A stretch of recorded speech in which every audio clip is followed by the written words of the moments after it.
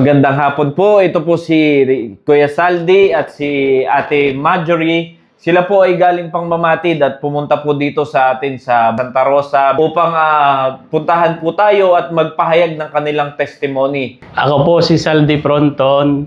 Ako po ay pumunta sa kay Kuya Kael.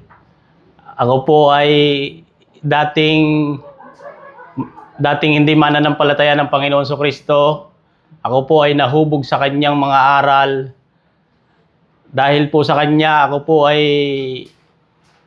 followers na ng Panginoon Kristo.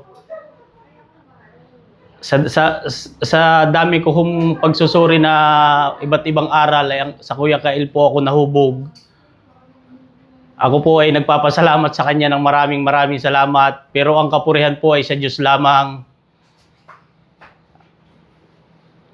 Halos po ay wala na po akong masabi.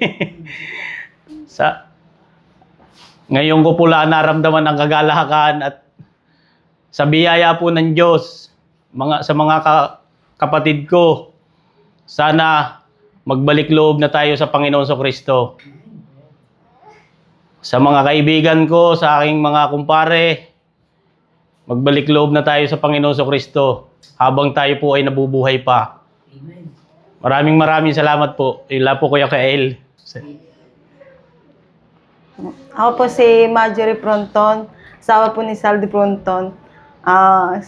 Bali, sa kanya ko po na laman yung kung ano yung dapat gawin dahil sa Panginoon.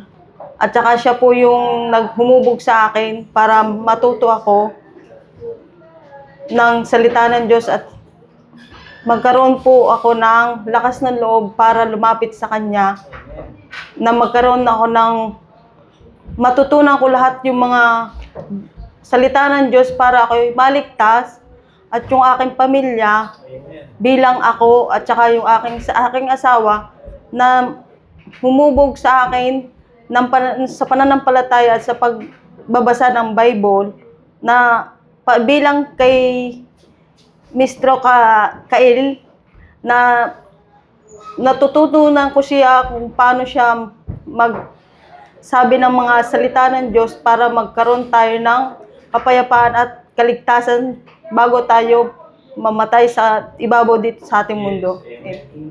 At bilang isang hindi po talaga ako marunong magbasa ng Bible, ngayon ko po naramdaman na mas kailangan natin ang pagbabasa ng Bible.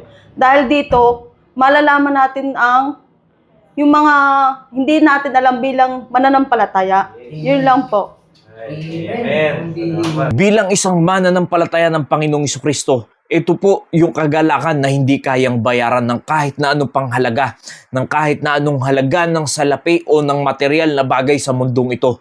Dahil mga kaibigan, mga kapatid, bilang isang nangangaral ng salita ng Diyos, yung may makita ka lang, may mag-message lang sa Facebook, lalo na yung pinuntahan ka pa personal upang ipahayag ang kanyang testimony na siya ay binago ng Panginoong Kristo. Mga kaibigan, mga kapatid, hindi po yan sa aking galing, kundi sa galing ng Panginoon, sa ginawa niya sa ating mga buhay, na kung makikita lamang natin na kung paano yung mga nakaraang buhay natin, kung paano sira ang ating pagkatao, sira ang ating pamilya, sira ang ating kinabukasan dahil malayo tayo sa ating Panginoon.